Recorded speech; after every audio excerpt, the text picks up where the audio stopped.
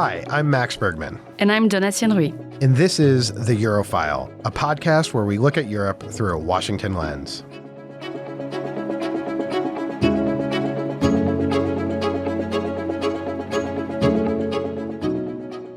We are thrilled to welcome Dan Kelemen and Federico Steinberg, two dear friends of the pod, back on The Eurofile.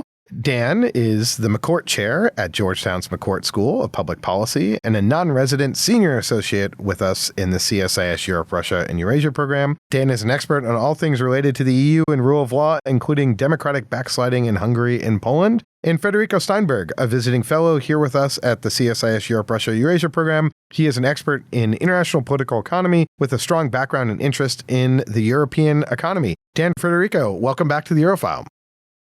Great. So, Federico, maybe we'll start with you. A lot of talk about Trump tariffs, a lot of concern in Europe about what this will mean for the European economy. What's sort of the economic reaction in Europe to Trump's victory and to the incoming Trump administration? How do you see the economic situation playing out? Well, as you know, the European economy is not going through one of its best times. The US economy is growing much more than the European economy, and particularly Germany and other traditional engines of growth of the EU are not in very good shape. With the election of Trump, I would say that on the one hand, the Europeans are a little bit better prepared for what's coming. So they created a task force to try to anticipate possible tensions with the US, particularly on the economic sphere. On the other hand, the situation economically and also on security and dependency on the US due to Ukraine is much more complicated than in 2016, 2017. So basically, the Europeans are concerned. I think that in general, they have their fears about the promise of Trump to impose 10% tariffs or 20% tariffs. Sometimes he has not been clear about that on all the products going from the EU to the US. And it looks like the EU is going to put a proposal on the table before the inauguration to kind of negotiate that the EU might be willing to buy more natural gas from the US and all sorts of other products. Not services, because Trump is not talking about services. The EU on that side is safe. So basically, that would be a possibility to have a negotiation up front and to avoid the tariffs. Another problem is that all these avenues for dialogue that we've had in the last 4 years are probably going to either collapse or be much more complicated. For example, everybody thinks that the Trade and Technology Council, which has been a place for coordination, talk, discussion, not really something that has produced new regulations, but this is going to be eliminated by Trump. And then there are a number of issues that need a solution. So there's a critical free trade agreement on critical minerals on the table that probably will not be negotiated anymore, particularly with the new structure of Congress. There's an issue with the CBAM, the Common Border Adjustment Mechanism that the European Union is going to put in place next year. And it's like a green tariff that probably would not be, very nice from the Trump's perspective. And basically, you have the steel and aluminum tariffs also. So the Gaza negotiations, those are probably going to collapse as well. Overall, the Europeans are concerned and they are willing to sit and negotiate and hope that there's no direct linkage between security and economics. But if this happens, then their negotiating position is even weaker. There's still a few months left in the Biden administration. Do you think there's going to be any sort of breakthrough deals that the EU and the US sort of rush to get done before January 20th? Or we're sort of stuck where we are and it's going to be kind of up to Trump to sort of take the next step?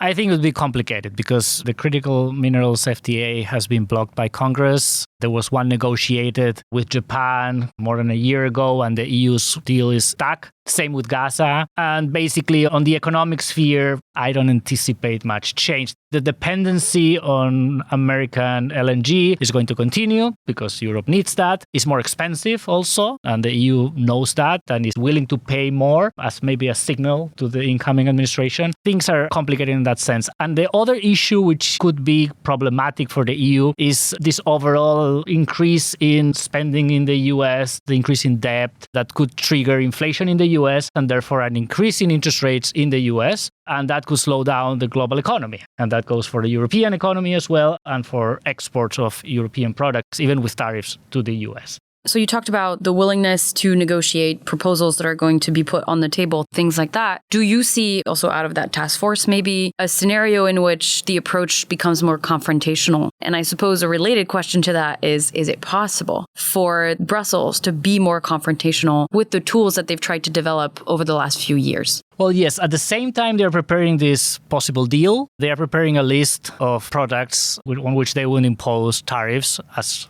retaliatory measures. So I think the European Union will start with more of the compromise, negotiating, transactional approach. And if this doesn't work, or if Trump starts with the imposition of the tariffs and then there's not much option for a deal, then I think the EU would retaliate. It would be tit for tat. This would trigger probably an escalation, which is not going to be good for the European Union, but it's not going to be good either for the US consumer and also for globalization in general and for the rules-based order. The EU would be much more uncomfortable, but I think they can do it. They can propose territory tariffs. And there's one scenario in which the EU might be better off, which is if Trump starts focusing on China on trade, which is the most likely scenario. So everybody's saying that Europe would come after China. So that would be maybe April, May 2025. So if there's a big trade war between the US and China, then some European countries, some European exports could benefit for these effects of trade creation, trade diversion. But obviously, this is not the best case scenario for the Europeans.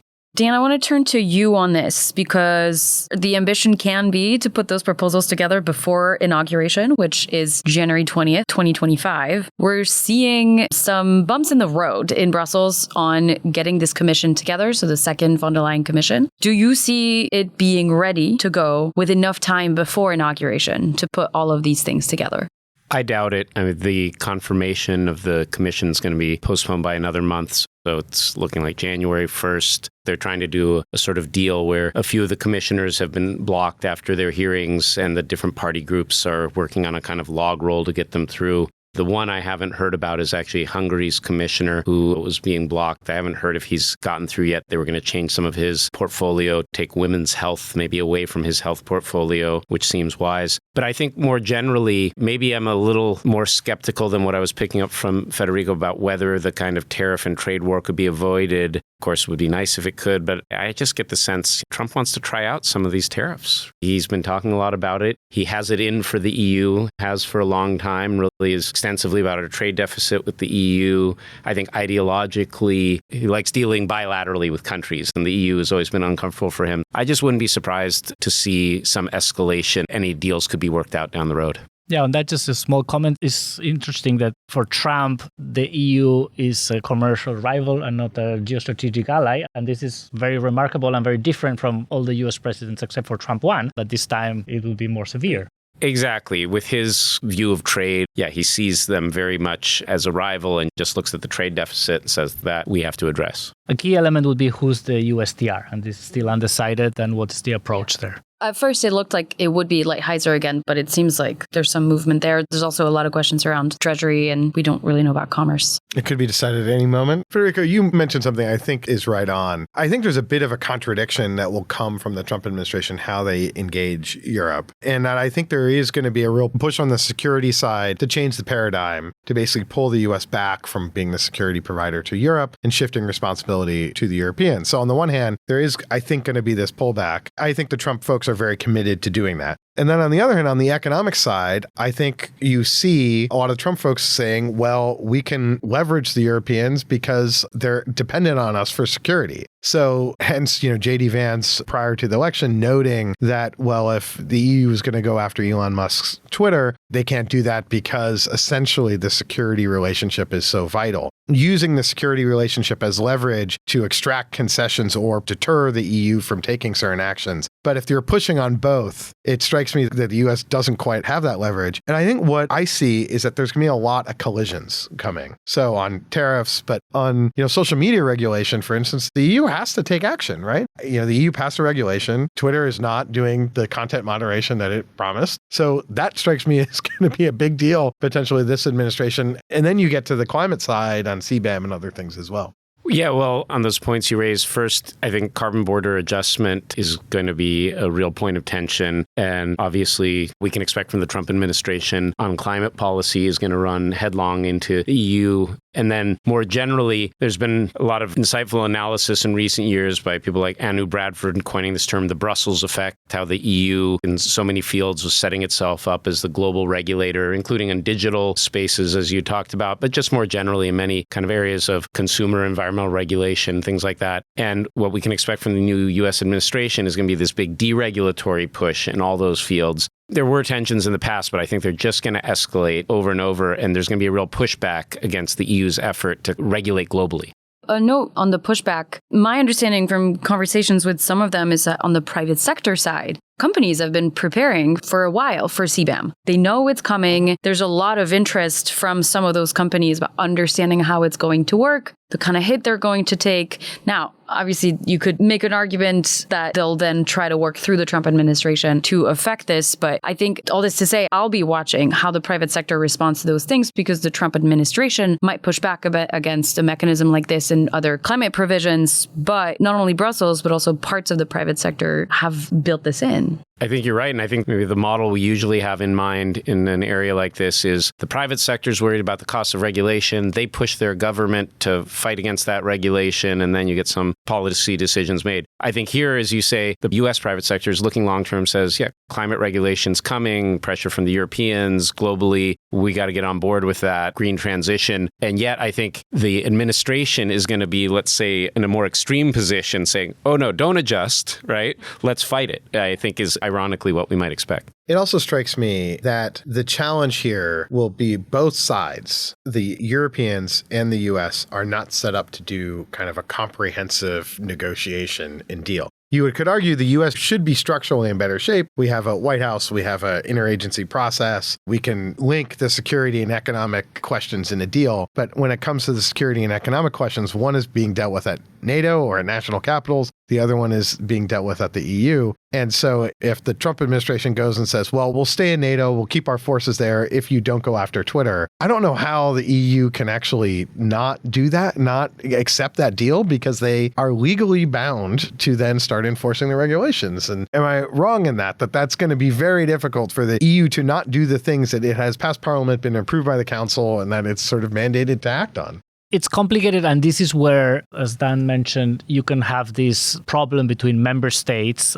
acting individually, and this is basically on the advantage of the Trump strategy of dividing. But then on some of the legals, you're right. There's some margin of maneuver to enforce some of the regulations here. The DMA, in terms of the Digital Services Act and how it's functioning, and particular X, but also other platforms and other, in general, American companies. This was also very contentious during Trump 1 because of of the digital tax or the treatment that some American companies received in the European Union. The Europeans said it's not American companies, it's all the companies. It's just that American tech companies are very powerful. So yes, I anticipate some tensions there as well. But then it's going to be very important to see, particularly in the first months or year, if the effect of Trump in the EU is like an external federalizer, like the first time that pushed for strategic autonomy, more unity, more integration. Maybe they need to recognize you need a fiscal union to finance defense and other European public goods, or if it's going to be clearly divisive, Meloni, Orban taking advantage and Germany feeling more threatened. This is going to be much more problematic for the future of the EU.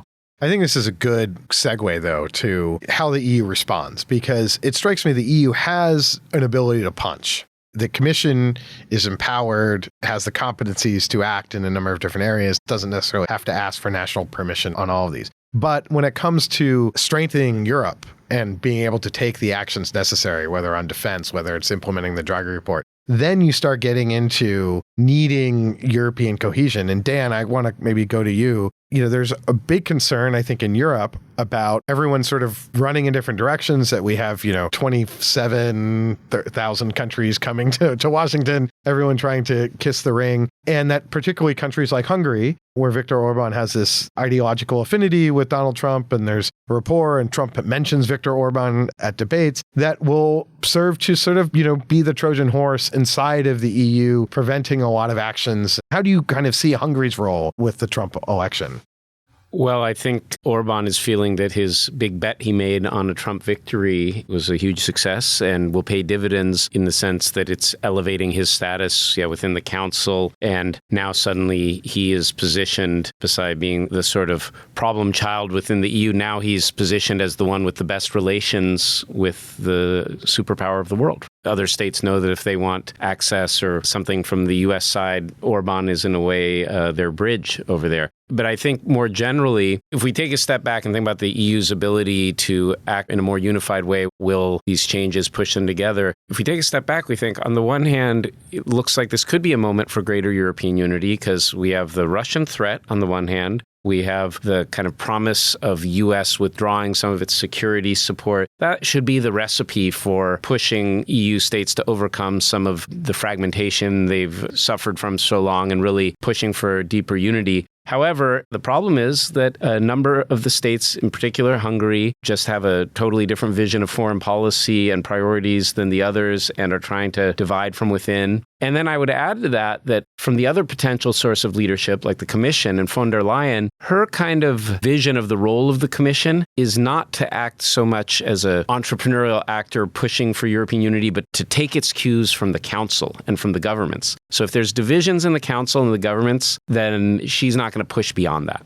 One quick comment on Orban. You're totally right. But on the other hand, Orban has good relationship with China. So that might be a point of contention. And also, Trump has said that his favorite president around the world now is Javier Milei from Argentina. So, we know how this can evolve. So we have to see to what extent, Orban's influence is as strong as he expects, right? Yeah, even Orban doesn't wield a chainsaw. So Milei takes it to another level. I totally hear what you're saying. And I think in some ways with Orban, he has this relationship with Trump and that could be leveraged. But on the other hand, if there's conflict after conflict happening between Europe and the United States, and then Europe has to act, doesn't the EU have a number of tools it could use to really squeeze Orban? And there's going to be an election in Hungary in a year and a half? And Orban right now is behind in the polls. And the new challenger, Magyar, is in the EPP, is in the main European People's Party, the top political party in the European Parliament. So have the incentives now within the EU kind of changed to really start, actually squeezing Orban, say get on side or else? Or am I reading into this? No, you're not wrong in the sense, look, the EU has long had a number of tools it could have used to pressure Orban to change course and to not act as a kind of Trojan horse within the union and not to flout all the rules. They finally started using some of those tools kind of end of 22 into 2023, some of the financial tools, suspending his funds. But then if we remember, look back to the end of 2023, that was when Orban started using the extortion over Ukrainian accession and over military aid to Ukraine, where he basically said, you have to unfreeze some billions of the EU funding that you've frozen to my regime on the basis of these rule of law violations and whatnot. And in a nutshell, he succeeded, right? They basically said, okay, well, you allow accession negotiations to commence, we'll release 10 billion euros to you. And the thing is, in both on future disbursements of military aid to Ukraine and in next steps in the accession process, there's going to be many more opportunities for him to wield that veto of his and to extort more money. So the EU has tools, but I think once you've shown that you're willing to give in to an extortionist or blackmailer, they tend to come back asking for more. And I think that's the problem, because precisely if the US is withdrawing, there's going to be all the more pressure for the EU to come up with the money to support Ukraine, and that's going to give Orban just more leverage to kind of blackmail the others on that. Yeah, precisely because it's in foreign policy where he has the veto. If we're talking about trade policy or other stuff, he's in a very, very tiny minority. It's not possible to block anything. But on security and foreign policy, he has his card. I think your point, Dan, on von der Leyen's commission taking cues from the council a little more is really interesting and a different model than we've seen from commissions that have actually pushed the envelope in the past. Maybe this is wishful thinking, I wouldn't underestimate how much other leaders are sick of Orban's antics. And everyone in the council has their own domestic incentives to respond to. And that links up to your point, Max, when you were saying, if there's only so many times you can get punched before you have to show as a leader, not even in Brussels, but to your own publics, that you're doing something about it, and that whatever is coming out of Washington potentially really hurts Europeans in different countries. So maybe that's where the council would just finally gang together and say, this is enough. We need to do something else. Well, I don't think you're wrong, but there were a couple moments, if we look back in the saga of the EU confrontation with Orban, there were a couple moments when leaders in the council did sort of say, okay, you've gone too far. For instance, when he was really doing some moves targeting LGBT community in Hungary, there was a big pushback then. That was like in summer of 21, and they started some actions against him then. I think they did get fed up on some of what he was doing on Ukraine. So there were these moments when he seemed to go too far and spark a reaction. But in the bigger picture, it's been really remarkable to me how little governments have reacted when you would think, right, for the reasons you articulated very well, that they should say, okay, enough is enough. This looks bad for us to be handing out money. And yet, I think there are very strong norms in the council because it's a group of leaders. This is all the prime ministers. And there's just this very strong norm of, we'll let the commission do enforcement and their thing, but we're not going to really call each other out. Have you seen anyone in the council say that Orban is an authoritarian, for instance? The U.S. government, we've heard Biden call him an authoritarian. Hungary wasn't invited to the Summit of Democracies. The U.S. government says things like that. I don't think any EU leader has ever said it, right? It's a taboo thing to mention. I agree with you in spirit, but then they keep disappointing me. They don't do it. I guess sort of the optimistic take would be, I agree with you that I think Orban has as hostages he can take. But I think there's more incentives for the EU to be a bit harder line. And that, I think, maybe gets Orban sort of back a little bit cowed to not push it too far. Because if he pushes it too far, then I think the political incentives are there to really drop the hammer, especially given the new change dynamic in the EPP and elsewhere. And German elections. Most likely CDU coming back with a vengeance. We've gotten 30 minutes in and haven't mentioned the German election. Usually, in the German elections, I think is the other big factor that has Europe not really ready to run out of the gates because the whole Schultz government has essentially collapsed, the day after the U.S. election. Yeah, to echo something you both were touching on there, I didn't react to before. You're very right to say one of the fundamental dynamics that's changed is that if we look back for years, Orban enjoyed the protection of the biggest European party, the European People's Party, which is the party of the Christian Democrats in Germany, Merkel's old party. And now, not only did he a couple of years ago leave that party, but as you said, his main opposition, this new figure, Magyar, his party has joined the EPP. So that has really changed the sort of dynamics because now the strongest political force in Europe actually has an interest in seeing Orban lose instead of seeing Orban stay in power. So that could long-term lead to some changing pressures. Yeah, and a follow-up to that, I think it's going to be really important what's the role of Meloni, Italy's prime minister, because particularly in the relationship with the rest of the extreme right parties in Europe, but also relationship between Trump and Meloni. Because if Meloni appears to be the key interlocutor for the US and she can coordinate with von der Leyen, it's completely different from if Trump decides that he talks to Orban first and then to the EU. And my read on the Meloni-von der Leyen relationship is that I think they're actually rather simpatico. Meloni doesn't want von der Leyen to fail. I don't know if there is going to be kind of a Trump whisperer inside of Europe. My guess is it's not going to be Orban because no one would trust him to do that. But if there was going to be someone besides von der Leyen or Macron or whoever is the next German chancellor, Meloni could be that figure. But again, I think we've highlighted in this conversation how there's just going to be a lot of things that they're going to fight about. And I do think that one of the things that we saw actually after 2016 is that, the political success of kind of the MAGA movement then I think led to this sort of sense, well, that's going to also play out in Europe. And I think you sort of see this with Musk now tweeting about, Meloni and politics in Italy. And I could see that leading to a degree of overconfidence about how the U.S. can sort of push and cajole Europe, to align with it politically. And I just don't quite see that playing out. And one more thing, just because there's not enough moving parts already that I'll be looking at too in terms of potential bridges is January is the start of the Polish rotating presidency. And Poland has had an interesting role in the last few years, especially since Law and Justice left and Donald Tusk came back on the scene. I know domestically there's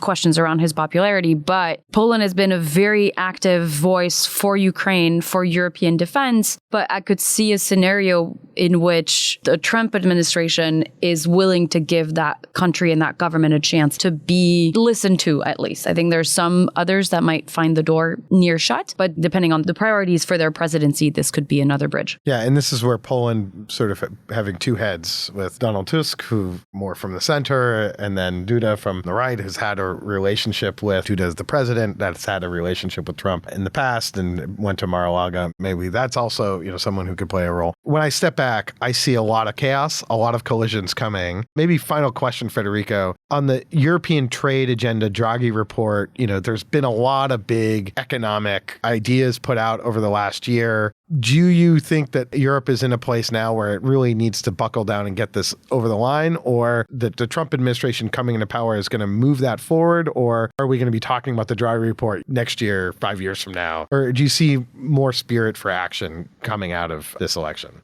Well, the Trump victory clearly makes everything Draghi puts on his report more urgent because of the need for a European response. There's one element that's everywhere in the Draghi report, it's the need to deregulate a bit, make things easier for businesses, and that would promote growth and competitiveness. And that's something that could be of interest to American companies and to the transatlantic dialogue. So maybe that's one area in which we can see some cooperation or some push from the US. But there's something that the EU has to do. And then on the side of the fiscal union, common funds for defense, for example, this is something that Draghi puts on the table and it's going to be necessary more than ever. And let's see what happens in Germany after the election. And Dan, thoughts on the future commission to close us out? Well, I think it's not going to be substantially different than the last commission. We're going to have the same leadership, generally the same political orientation. If I think back, what were von der Leyen's big priorities? She was, of course, dealing with lots of dossiers, but her big priorities in the last term were Ukraine and the sort of Green Deal and green transition. I think that was dominated her thinking and her priorities. And in a sense, both of those will be under huge pressure because of the results of the U.S. election. And so whether she tries to stick with those priorities and sort of put up a fight on behalf of Europe, or maybe she'll just downgrade those to some extent, that we'll have to see. But she'll certainly face big headwinds.